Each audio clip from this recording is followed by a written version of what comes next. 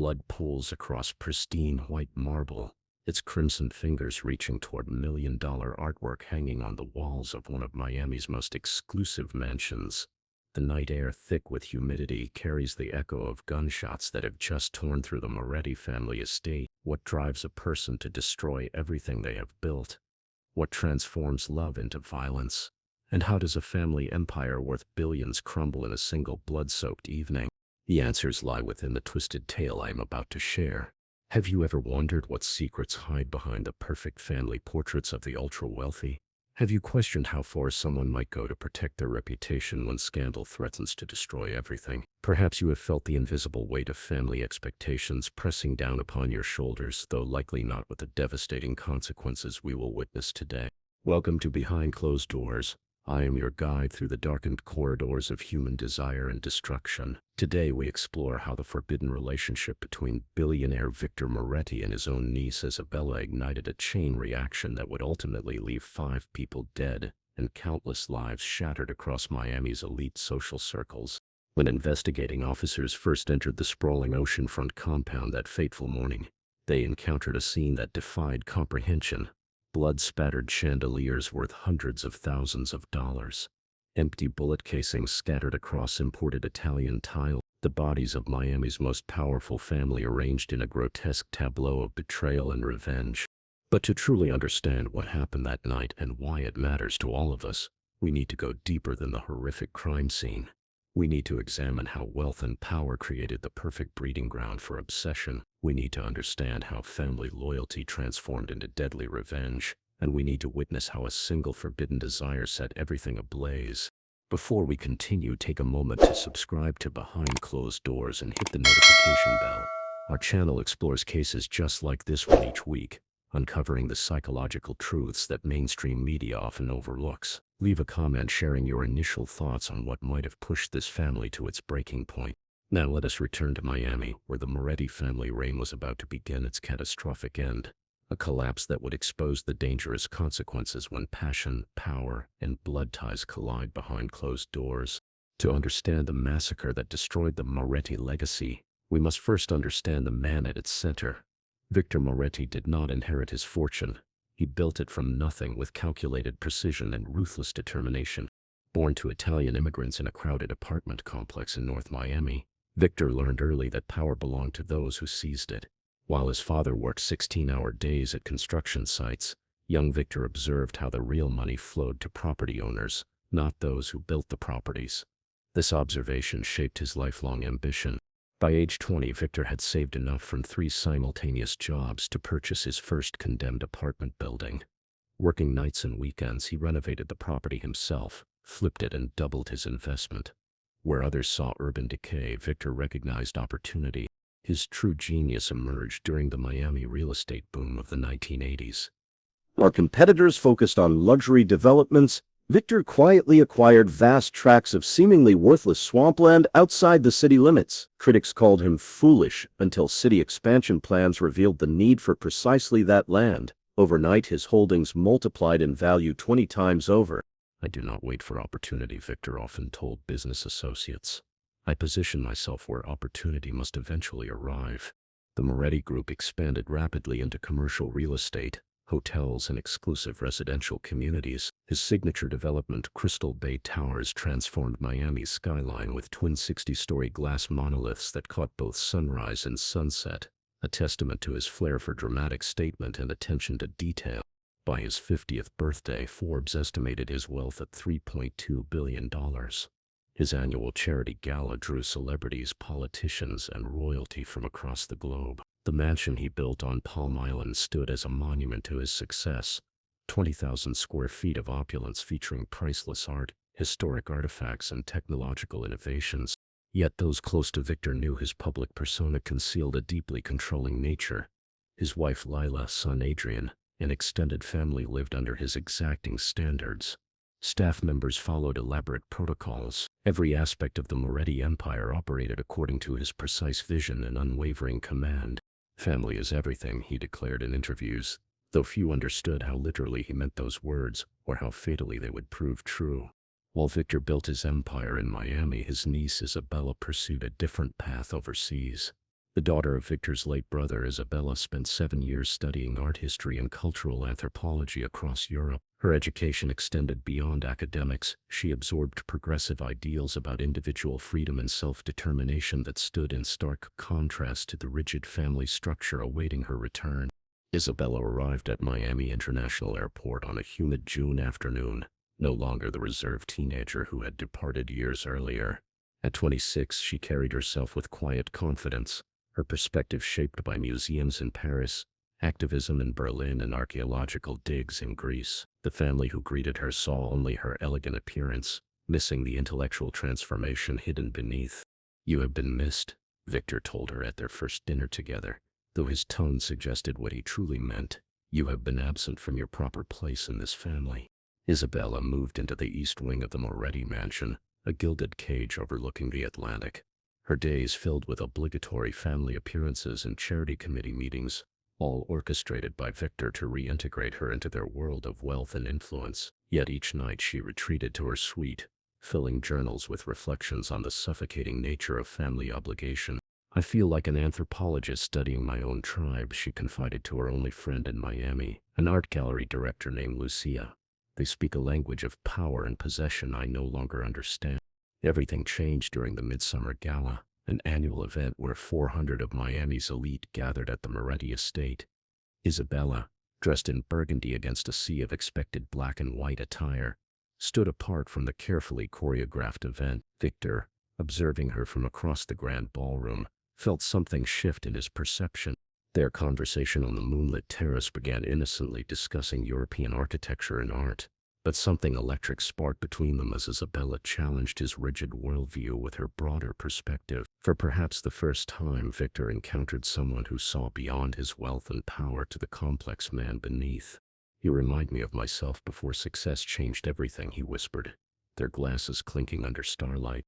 Isabella felt the dangerous pull of recognition, the intoxicating sensation of being truly seen.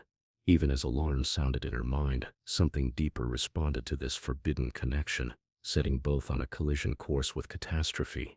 What began as intellectual connection soon transformed into something more complicated. Victor and Isabella found excuses to meet alone: museum previews, restaurant openings, private yacht cruises, all under the guise of re-establishing family bonds. Each encounter deepened their dangerous attraction. Their first kiss occurred in the private collection room of an exclusive Miami Beach gallery, surrounded by paintings worth millions. Both understood they had crossed a boundary that could never be uncrossed. Yet rather than retreat from the precipice, they leapt together. "This is madness," Isabella whispered during one clandestine meeting in a beachfront cottage Victor owned through an anonymous shell company.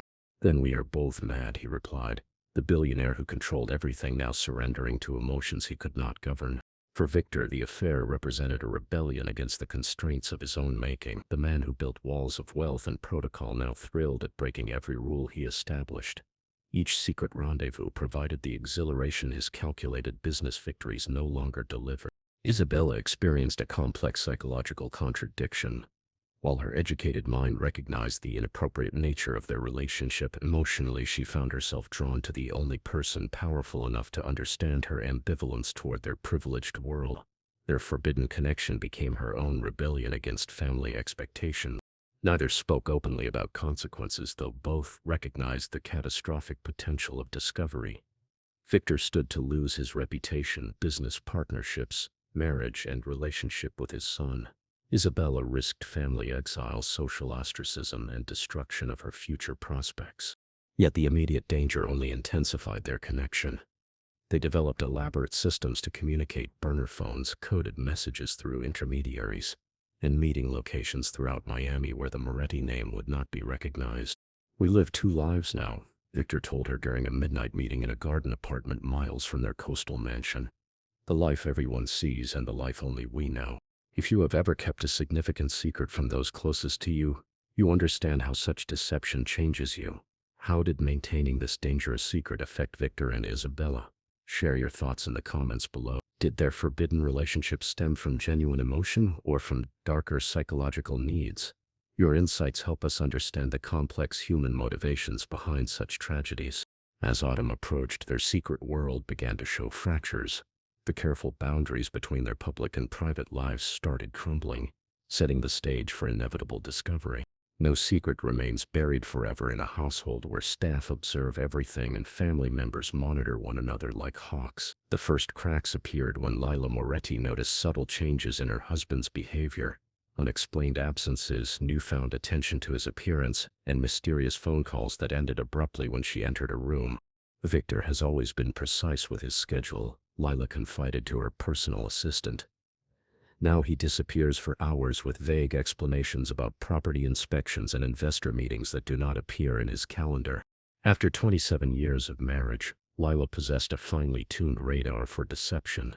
She began documenting discrepancies between Victor's claimed whereabouts and his actual movements. She noticed his lingering glances toward Isabella during family gatherings. Most telling was his sudden interest in art exhibitions and cultural events, passions that had never before captured his attention. Meanwhile, Adrian Moretti harbored growing resentment toward his father. At 32, despite his Harvard MBA and executive position within the Moretti Group, he remained under his father's oppressive shadow. Victor criticized his business decisions, overruled his proposals, and reminded him constantly that the empire was built through Victor's vision alone. "My father sees me as a continuation of himself rather than an individual," Adrian complained to colleagues after particularly humiliating board meetings. "Nothing I achieve will ever measure up to his impossible standard." This simmering frustration found new focus when Adrian noticed the changing dynamic between his father and cousin. During a family dinner, he observed their synchronized movements, reaching for water glasses simultaneously, finishing each other's thoughts, communicating through glances rather than words. Recognition dawned slowly, then crystallized into horrifying clarity. Marcus Delgado, the Moretti family attorney for 15 years, observed these currents with mounting concern. As keeper of family secrets and legal guardian of the Moretti legacy, Marcus recognized the volatile mixture forming within the household. Families with this level of wealth often create their own morality, Marcus later explained to investigators. "I witnessed the warning signs but convinced myself it was not my place to intervene." Tension mounted within the mansion's walls as autumn deepened. Staff members whispered about raised voices behind closed doors. Security cameras mysteriously deactivated during specific time frames. Phone records disappeared from Victor's office. The Moretti family, once the embodiment of power and control, began fracturing from within, the pressure building toward an inevitable explosion. Confirmation came on a rain-soaked evening when Adrian accessed his father's private office under the pretense of reviewing acquisition documents. What began as intuition transformed into certainty when he discovered a hidden safe behind an original Basquiat painting, a safe whose combination Adrian had learned years earlier during a rare moment of paternal trust. Inside, he found a leather portfolio containing hotel receipts, property deeds for a beachfront cottage purchased through an offshore company, and photographs that removed all doubt. The images showed Victor and Isabella together in intimate settings across Miami, dining at exclusive restaurants, embracing on private beaches, entering the secret cottage hand in hand. "I felt physically ill," Adrian later confessed, "not merely disgust at their relationship, but at the complete hypocrisy of my father, the man who lectured endlessly about family honor while destroying it himself." Adrian spent the night alone in his waterfront condominium, consuming most of a bottle of 30-year-old scotch as rain lashed against floor-to-ceiling windows. By morning, his initial shock had hardened into something colder and more calculated. The psychological transformation was profound. The dutiful son who had spent decades seeking approval now focused entirely on punishment. "He built this empire through strategic thinking and ruthless execution," Adrian told himself, staring at his reflection as dawn broke over the Atlantic. "I am truly his son after all." Over the following 2 weeks, Adrian constructed his retribution with methodical precision. He collected additional evidence, documenting patterns of meetings and communications. He secured copies of security footage from the mansion showing late-night encounters. Most crucially, he identified the perfect moment to expose everything: the upcoming family dinner celebrating Lila's birthday, when all key players would be present in a controlled environment. Adrian recognized, however, that exposure alone was insufficient. His father had weathered previous scandals through financial influence and legal maneuvering. True justice required more permanent consequences.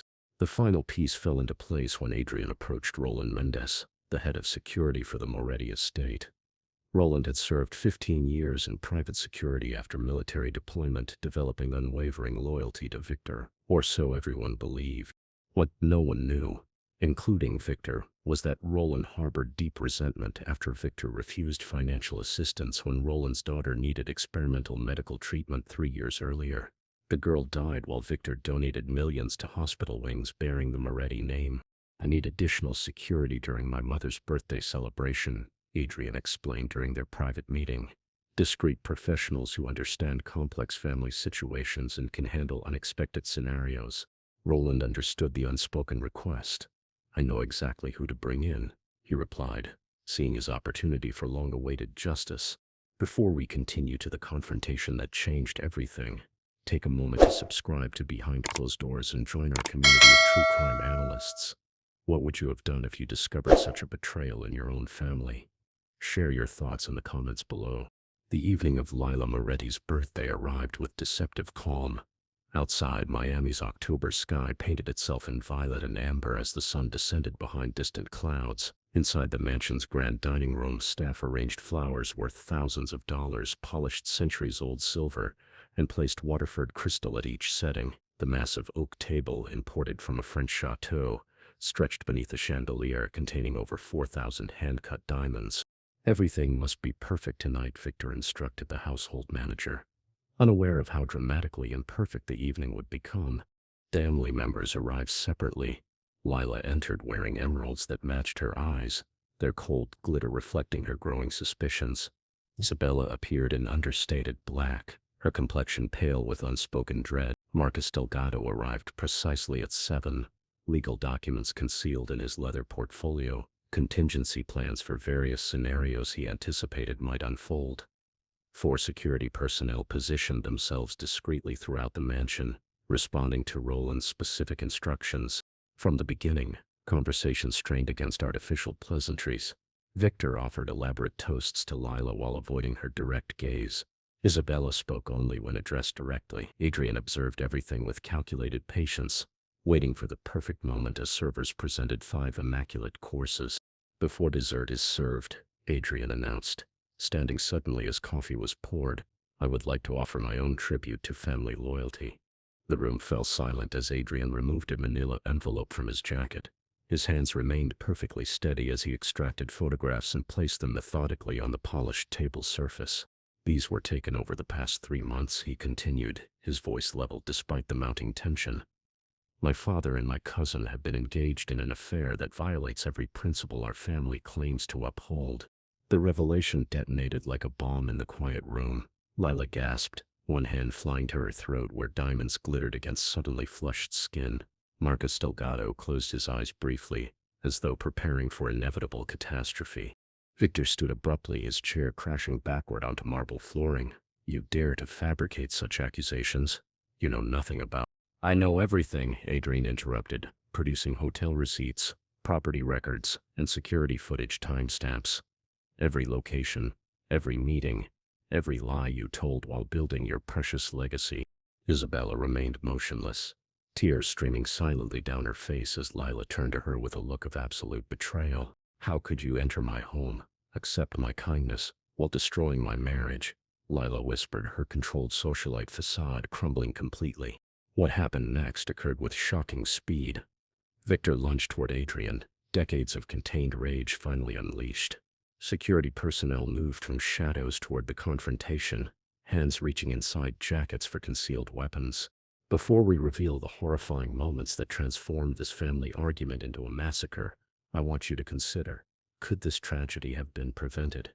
At what point did this family cross the line from which they could not return? Share your theories in the comments below, and make sure to subscribe for the conclusion of this devastating true crime story. The first gunshot echoed through the dining room at 8:27 in the evening, shattering both Crystal and the pretense of civilization. Roland had positioned his security team strategically, not to protect the family, but to execute a coordinated attack disguised as a security response to the escalating conflict. "Control the situation," Roland commanded through his earpiece, a code phrase activating their true purpose. Victor, realizing too late the depth of the betrayal, reached for his own concealed weapon. "Everyone down," he shouted, grabbing Isabella and pulling her beneath the massive oak table. His protective instinct, even in crisis, revealed his genuine feelings despite their forbidden nature. Lila froze in stunned disbelief as bullets splintered chair backs around her. Marcus Delgado, acting with surprising courage, lunged toward her, knocking her to the floor as gunfire strafed the wall where she had stood moments before. This was never supposed to happen, Adrian screamed, his planned revenge spiraling beyond his control. He had intended humiliation and financial ruin for his father, not wholesale slaughter. His protests went unheard as Roland's team methodically executed their expanded mission. The security team, their loyalties purchased with promises of offshore accounts and fabricated identities, moved with military precision through the dining room. Two positioned themselves at doorways, preventing escape. Another advanced on Victor's position beneath the table. Blood sprayed across imported Italian marble as Victor emerged, firing, striking one attacker in the chest before multiple bullets tore through his own torso. Isabella screamed, cradling his body as crimson spread across his white dinner jacket. "Why?" she demanded, looking up at Adrian through tears. Her question would remain forever unanswered as another shot rang out, silencing her permanently. Lila, crawling toward a hidden panic room behind wood paneling, never reached safety. Her fingers stretched toward the concealed button as bullets found her back, her final thoughts focused on the complete destruction of everything she had built her life around. Marcus Delgado alone survived the initial assault, barricading himself in a bathroom with wounds to his shoulder and leg. Through the locked door, he heard methodical footsteps and additional gunshots as Roland's team eliminated household staff who had witnessed the carnage. In less than 4 minutes, the powerful Moretti family ceased to exist. The mansion, once filled with calculated whispers and power plays, now echoed with nothing but the gentle ticking of a grandfather clock in the hallway, counting seconds in a house where time had effectively stopped. Police responded to the Moretti estate at 9:15 that evening after Marcus Delgado, bleeding heavily from his wounds, managed to call emergency services from a bathroom phone. First responders described a scene that would haunt them for years: 5 bodies arranged in macabre stillness amid extraordinary wealth, shell casings scattered across blood-soaked marble. In 20 years of homicide investigation, I have never encountered such a calculated execution in a domestic setting, Detective Lieutenant Maria Vasquez told reporters. The precision suggested professional killers rather than a family dispute gone wrong. Forensic teams spent 72 hours processing the enormous crime scene.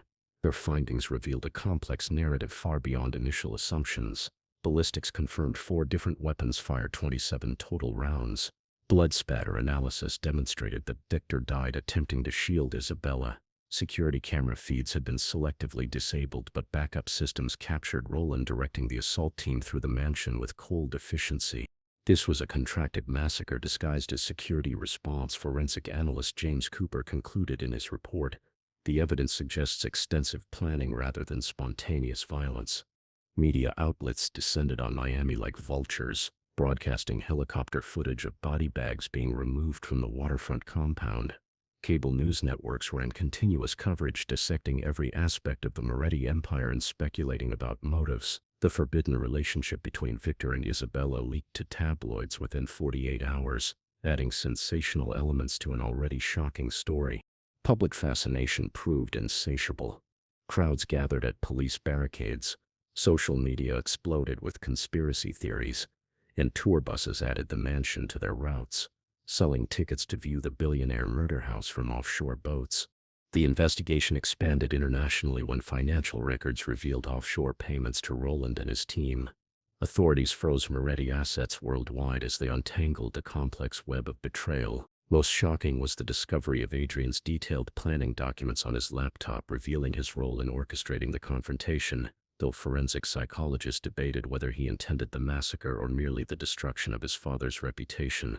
Marcus Delgado, the sole surviving witness, provided the final piece of the puzzle from his hospital bed, the complete chronology of a family destroyed from within. Today, the Moretti mansion stands empty behind overgrown gardens, a 20,000-square-foot monument to destruction.